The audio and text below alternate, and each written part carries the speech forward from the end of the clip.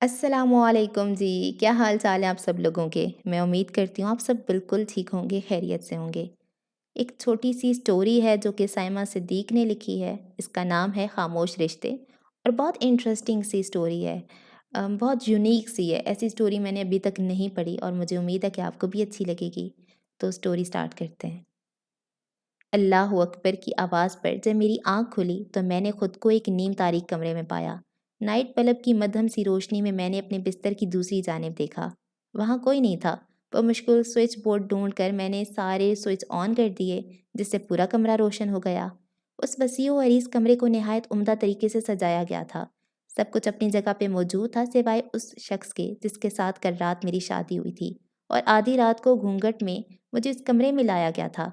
रस्मी सलाम और रूनुमाई के तोहफे की अदायगी के बाद उस शख्स ने बिस्तर की दूसरी जानिब आंखें मूंद ली थी और अब वो वहाँ नहीं थे। मुझे लगा कि वो गुसल खाने में होंगे, मगर वो वहाँ भी नहीं थे।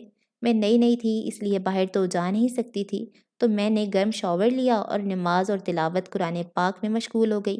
थोड़ी देर बाद ही बाहर से मिली जुली आवाज़ें आनी शुरू हो गईं, मगर अंदर कोई नहीं आया।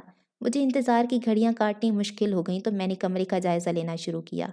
तभी मेरी नज़र कमरे की दूसरी जानिब खड़ी एक बड़ी बुक शेल्फ पर पड़ी, जिसमें मुख्तलिफ़ किस्म की किताबें करीने से सजाई गई थी। समाजी, फ़िक्शन, जासूसी नावल के अलावा इस्लामिक किताबों का ज़ख़ीरा भी वहाँ मौजूद था। मैं किताबों की दीवानी थी और मुझे ये देख के काफ़ी अच्छा लगा कि मेरे शौहर को भी किताबों का शौक़ है। तभी मेरी निगाह इस्लामिक कॉलम में रखी किताब सीरत आयशा रज़ी ताला अन्हो पर पड़ी। ये वही किताब थी जो अभी 2 महीने पहले मेरी दोस्त ने मेरी यौम पैदाइश पर मुझे तोहफ़े में दी थी। मुझे अपनी दोस्त, अपना कॉलेज, अपने अम्मी-अब्बू, बहन-भाई सब बहुत याद आने लगे। कल तक ज़िंदगी कितनी मुख्तलिफ थी, कोई पाबंदी नहीं थी और एक रात में ऐसा लग रहा था जैसे सब कुछ बदल गया। कॉलेज में प्रोफेसर्स की डांट और घर में अम्मी का दुलार सब कहीं गुम हो गए थे।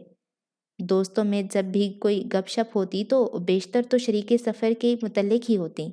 कोई कहती मुझे फ़िल्मी हीरो जैसा शौहर चाहिए जो हीरोइन के लिए कुछ भी कर गुजरे। कोई कहती मुझे फेरी टेल प्रिंस चाहिए जो सफ़ेद घोड़ी पे सवार होकर सिर्फ मेरे लिए आए।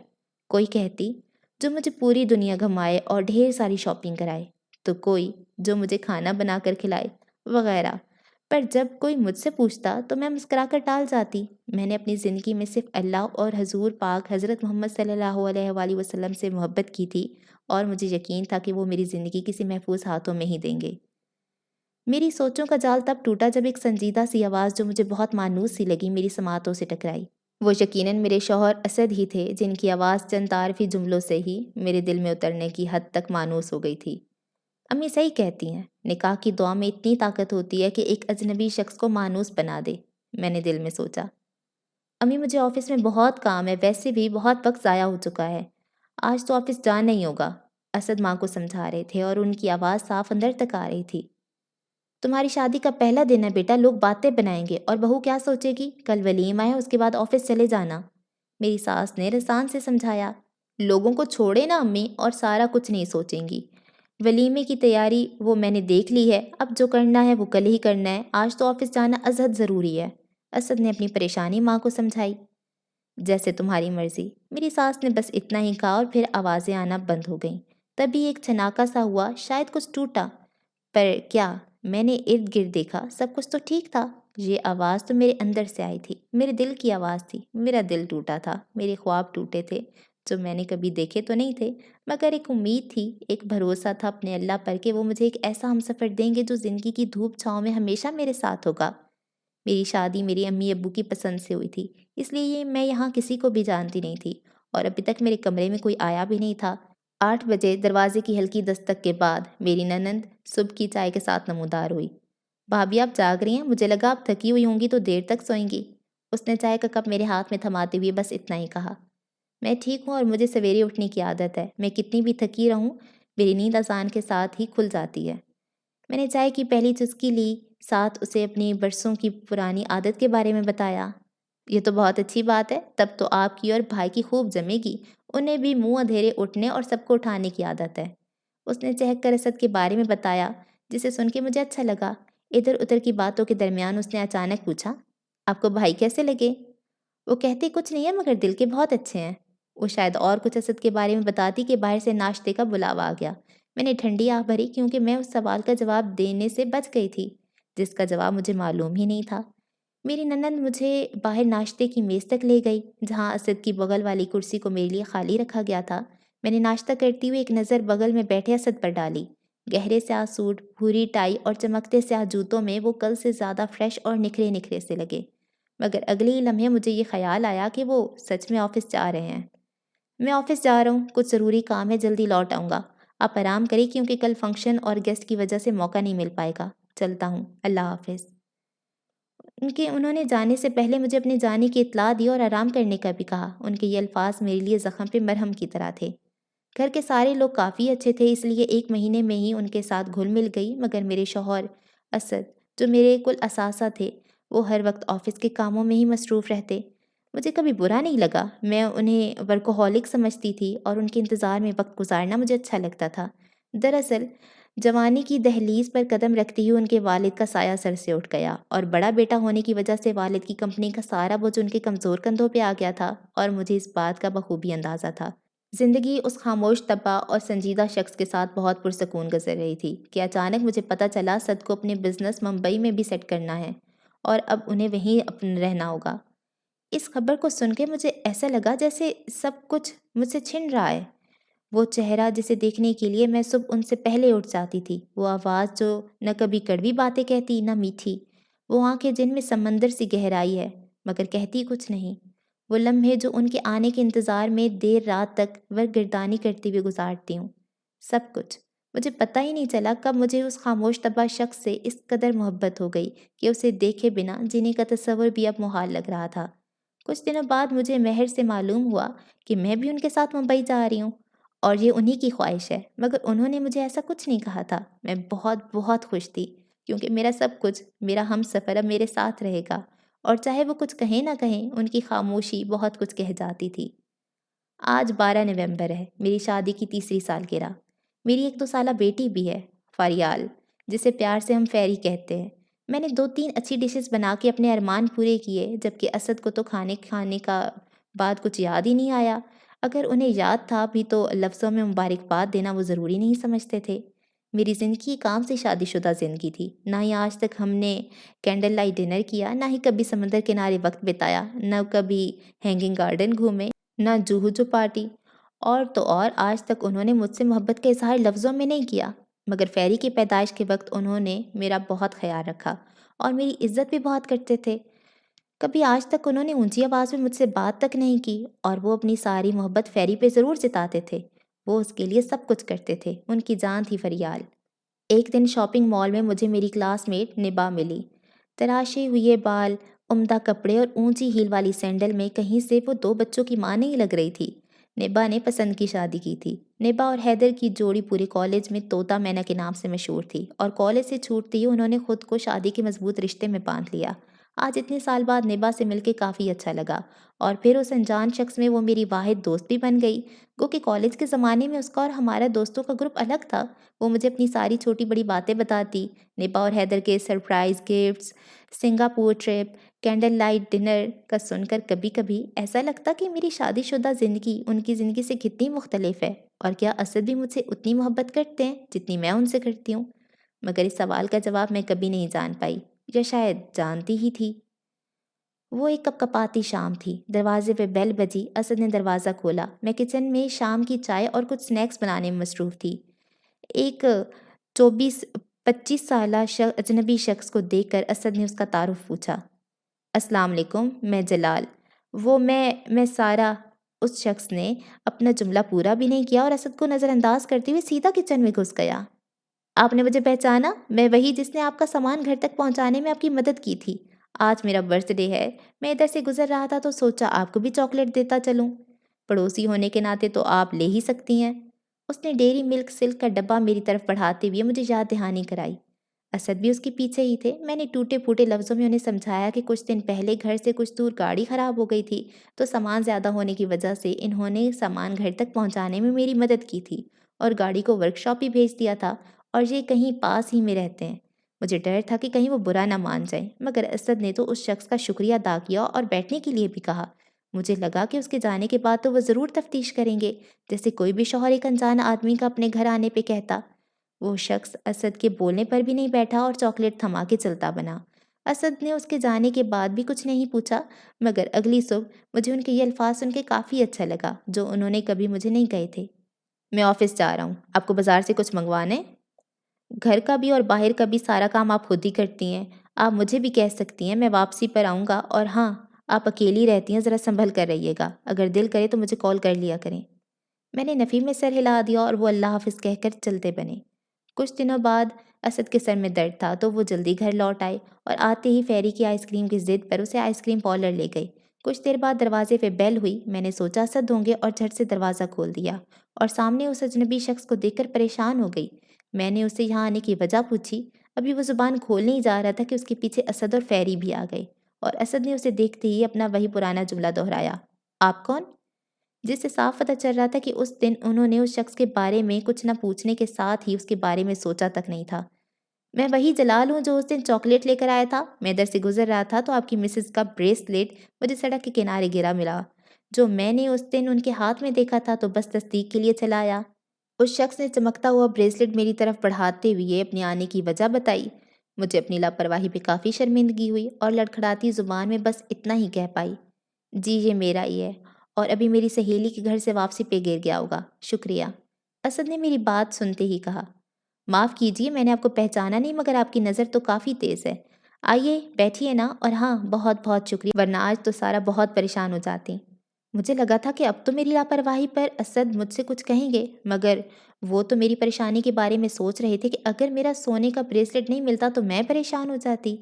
وہ شخص اسد کے کہنے کے بعد بھی نہیں رکا اور اسد نے اس کے جاتے ہی آئس کریم کا ڈبہ میری طرف بڑھاتے ہوئے کہا، چلیے جلدی سے آئس کریم نکال کر لائیے، ٹھنڈی آئس کریم کھانے کا اپنا ہی مزہ ہے۔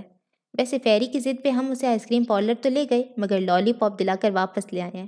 آپ نے صحیح کہا تھا، لالی پاپ کے بہانے وہ بہل جائے گی، ورنہ ٹھنڈے میں بچوں کو آئس کریم دینا تو کافی خطرناک ثابت ہو سکتا ہے۔ انہوں نے میری پسندیدہ اسٹرابیری فلیورڈ آئس کریم کا ڈبہ میری طرف بڑھاتے ہوئے کہا تو ایسا لگا جیسے میری ساری گھبراہٹ رفع ہو گئی ہے۔ جو ابھی ایک اجنبی شخص کو میرے ساتھ تنہا گھر میں دیکھ کر اسد کیا سوچیں گے، یہ سوچ کر ہوئی تھی۔ مجھے ان پر ٹوٹ کر پیار آیا اور آئس کریم بال میں نکال کر لائی تو اسد اور میں نے ساتھ ہی آئس کریم ختم کی۔ اس دوران اسد نے اپنے آفس اور فیری کے بارے میں کافی باتیں کی، مگر اس شخص کے بارے میں کچھ نہیں پوچھا۔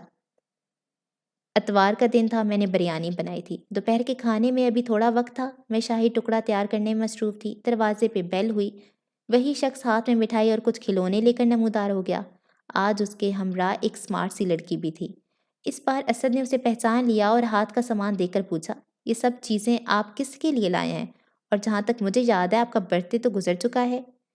ہمارے یہاں بھی کسی کا برتھ ڈے نہیں ہے۔ اب دعوت ملے گی تو آئیں گے ہی نا، اور یہ سامان ہم اپنی دوست اور اس کے بچے کے لیے لائے ہیں۔ اس نے جھٹ سے جواب دیا، معاف کیجیے گا، لگتا ہے آپ کو کوئی غلط فہمی ہوئی ہے۔ ہم نے نہ تو کسی کو مدعو کیا ہے، اور آپ نے اتنی جلدی سارا کو دوست بھی بنا لیا، مگر انہوں نے تو آپ کی دوستی قبول نہیں کی۔ میں انہیں اچھی طرح سے جانتا ہوں، وہ اس طرح راہ چلتے اجنبی لوگوں سے دوستی نہیں کرتی۔ اسد نے اس شخص کو تحمل سے سمجھایا، مگر ہم لوگ انجان کب ہیں، ہم تو کالج کے فرینڈ ہیں۔ اس نے اسد کو مزید حیران کیا۔ مجھے ان کی حیرانی دور کرنے تو آنا ہی تھا، اور آتے ہی میں نے ان دونوں کا تعارف کرایا کہ وہ اور کوئی نہیں، نبا اور حیدر ہی ہیں، جس کے بارے میں اسد کو میں نے پہلے بھی بتا چکی تھی، مگر ملاقات اب تک نہیں ہوئی تھی۔ پھر میں نے روز اول سے لے کر آج تک کا سارا قصہ اسد کو کہہ سنایا۔ ویسے تو حیدر کا نام جلال حیدر ہے، مگر کالج میں یہ اپنے ٹائٹل سے ہی مشہور تھا، اور اس پر اپنے نام کا بھی بہت اثر ہوا کہ نبا کے ساتھ بھی وہی سب ہوا تھا جو حیدر نے میرے ساتھ کیا۔ مگر حیدر نے اس اجنبی شخص کا چاکلیٹ لے کر گھر آنے پر نبا کو بہت برا بھلا کہا، اور اس شخص کو بھی جلالی انداز میں گھر سے باہر نکال دیا۔ اور دوسری بار جب وہ شخص بریسلیٹ لے کر آیا اور وہ بھی حیدر کی غیر حاضری میں، تو نبا اور حیدر کی زبردست لڑائی ہو گئی، جبکہ وہ شخص تو اس کے پڑوسی کا کوئی شریف آدمی تھا۔ اس کے بعد حیدر نے نبا کا سیل فون بھی چیک کرنا شروع کر دیا۔ نبا سے اتنی بےزتی برداشت نہیں ہوئی اور وہ اپنے بچوں کو لے کر مائکے چلی گئی۔ ایک دن جب میں نے نبا کو کال کی تو اس نے رو رو کر ساری داستان کہہ سنائی۔ میں نے حیدر کو سمجھانے کی بہت کوشش کی کہ نبا کو منا کے گھر واپس لے آئے، مگر اس نے صاف کہہ دیا کہ اگر کوئی بھی شوہر ہوتا تو یہی کرتا۔ حیدر کو سمجھانے اور نبا اور حیدر کو ملانے کے لیے مجھے یہ سب ڈرامہ کرنا پڑا، کیونکہ مجھے آپ پر پورا یقین تھا کہ آپ میرے بارے میں کبھی غلط نہیں سوچ سکتے۔ حیدر نے نبا سے اپنی غلطی کی معافی مانگی تو آج میں نے ان دونوں کو کھانے پہ مدعو کیا، اور پھر مجھے آپ کو سب کچھ بتانا تو تھا، مگر حیدر نے تو آج بھی ڈرامہ جاری رکھنے کے لیے کہا، کیونکہ اسے آپ کا رویہ دیکھنا تھا اور اسے آپ سے پٹنے کا بھی بہت شوق تھا، مگر اس کا شوق آج بھی پورا نہیں ہو سکا۔ میں نے ان سب کے لیے اسد سے معافی بھی مانگی، مگر اسد نے برا نہیں مانا اور کہا کہ کچھ اچھا کرنے کے لیے تھوڑا بہت جھوٹ بولنا اور ڈرامہ کرنے میں کوئی برائی نہیں ہے، اور انہیں یہ دیکھ کر اچھا لگا کہ میں نے ان پر اتنا بھروسہ کیا۔ پھر نبا اور میں فیری کے رونے کی آواز پر دوسرے کمرے میں چلے گئے۔ اتنی انڈرسٹینڈنگ آپ دونوں میں کیسے ہے؟ آپ تو شادی سے پہلے ایک دوسرے کو جانتے تک نہیں تھے، جبکہ میں اور نبا تو کالج کے زمانے سے ساتھ ہیں۔ ہم دن دن بھر باتیں کرتے ہیں، گھومتے پھرتے ہیں، پھر بھی ہم میں اتنی انڈرسٹینڈنگ نہیں ہے۔ مجھے بار بار اپنے گھر میں کسی بھی وقت آتا دیکھ کر آپ کو غصہ نہیں آیا؟ اور نہ ہی آپ نے سارا سے کچھ پوچھا اور نہ ہی اس پہ شک کیا؟ حیدر نے بہت تجسس سے اپنے دل میں اٹھ رہے سوال کو آخر پوچھ ہی لیا۔ ہاں ہاں ہاں، دیکھو بھائی، انڈرسٹینڈنگ کے لیے ضروری نہیں ہے کہ ہم دن دن بھر باتیں کریں، ساتھ میں گھومیں پھریں۔ سب سے بڑی چیز جو ضروری ہے وہ ہے ایک دوسرے کو اعتماد، اور میں سارا پر اعتماد کیوں نہ کروں جب وہ مجھ پر اتنا اعتماد کرتی ہے۔ میں شادی کے دوسرے دن سے ہی آفس کے کاموں میں مشغول ہو گیا، دیر رات آفس سے گھر آتا، انہیں زیادہ وقت نہیں دے پاتا، پھر بھی انہوں نے کبھی مجھ پہ شک نہیں کیا، اور تو اور میرا کام وقت پر پورا ہو جائے اس لیے آفس کے کاموں میں میری مدد بھی کرتی ہیں اور دیر رات تک میرا انتظار کرتی ہیں۔ میرے آفس میں بھی جوان خوبصورت لڑکیاں ہیں جو کام پڑنے پر گھر بھی آتی ہیں، تو سارے نے تو کبھی کوئی سوال نہیں کیا کیا سارے حقوق مرد کو ہی دیے گئے ہیں کہ وہ عورت سے سوال جواب کرے اور اس کے کردار پہ انگلی اٹھائے؟ اگر سارا کہہ رہی ہے کہ ایسا ہوا ہے تو ایسا ہی ہوا ہے، میں یہی مانتا ہوں اور مزید تفتیش کی ضرورت نہیں سمجھتا۔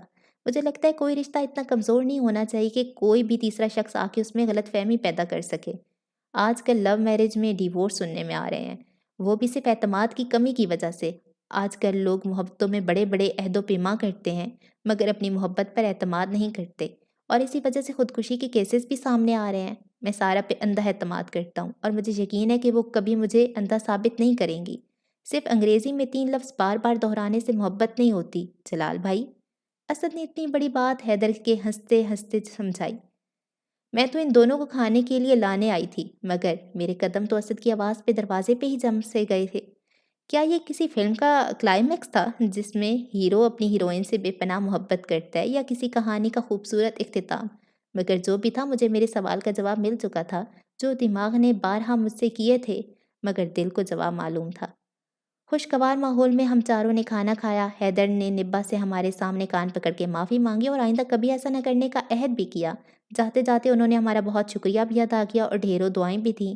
انہیں پھر سے ساتھ اور خوش دیکھ کر کافی اچھا لگا، اور اس رات ایک عجیب بات ہوئی کہ ممبئی کے اس پوش ایریا میں پاور کٹ ہو گیا۔ میں نے کھانا ڈائننگ ٹیبل پہ لگایا ہی تھا کہ لائٹ چلی گئی۔ گھر میں سوائے گفٹڈ پرفیوم کینڈل کے اور کوئی موم بتی بھی نہیں تھی۔ اسد نے موبائل کی روشنی میں خوشبو والی موم بتیاں ٹیبل پہ اور دیگر جگہوں پہ جلائی۔ باہر بارش ہو رہی تھی اور کھانا کھاتے ہوئے ایسا لگ رہا تھا کہ مانو سمندر کنارے ہم دونوں کینڈل لائٹ ڈنر کر رہے ہیں، جہاں اصل میں تو کوئی سمندر نہیں تھا، مگر محبت اور اعتماد کا سمندر ٹھاٹے مارا تھا۔ اچھا جی، یہ چھوٹی سی سٹوری تھی اور مجھے بہت انٹرسٹنگ لگی۔ شروع میں نا مجھے ایسے ہی لگ رہا تھا کہ جلال کی پسند سے شادی، کیا نام تھا ہیرو، ہاں اسد، اسد کی نا پسند سے شادی نہیں ہوئی، شاید اس کا نا کوئی افیئر چل رہا ہوگا، تو آگے جا کے ان کے مسئلے پیدا ہوں گے، لیکن آگے جا کے وہ سٹوری اتنی خوبصورت ہو گئی۔ مطلب، اور ساتھ انہوں نے جو کمپیئر کیا نا دوسری سٹوری کے ساتھ کہ وہ ان کے کالج ٹائم سے یہ افیئر چل رہا تھا اور وہ اتنی زیادہ انڈرسٹینڈنگ بھی تھی، اتنے عرصے سے جانتے بھی تھے، لیکن پھر بھی اس نے اس پہ شک کیا۔ تو یہ والی جو میچور والی سٹوری ہے نا، یہ ہم لڑکیاں نہیں چاہتی، ہم چاہتی ہیں لڑکیاں کہ جو ہسبینڈ ہو نا وہ بہت زیادہ ایکسپریسو ہو اور گھمائے پھرائے، یہ سب لڑکیاں چاہتی ہیں، لیکن وہ پھر اس کے ساتھ میچورٹی نہیں نہ ملتی۔ یہ جو میچور بندہ اگر مل جائے، بے شک وہ ایکسپریس نہ کرے لیکن وہ دل سے آپ پہ اعتماد کرتا ہو، آپ کو چاہتا ہو۔ سائمہ صدیقہ نام ہے ان کی رائٹر کا، انہوں نے مجھے ٹیکسٹ کیا کہ یہ میں سٹوری آپ کو بھیج رہی ہوں، اگر آپ کو اچھی لگے تو آپ اس کو پڑھ دیں۔ میرا ویسے کوئی خاص ارادہ نہیں تھا کیونکہ یہ اردو میں لکھا ہوا تھا ہاتھ سے، تو مجھے مشکل ہو رہی تھی تھوڑی پڑھنے میں، لیکن میں نے پھر بھی تھوڑا سا ٹرائی کیا، اور شکر ہے میں نے ٹرائی کیا، اتنی اچھی سٹوری میں نے سن لی۔ چلیں جی، دعاؤں میں یاد رکھیں۔ اللہ حافظ۔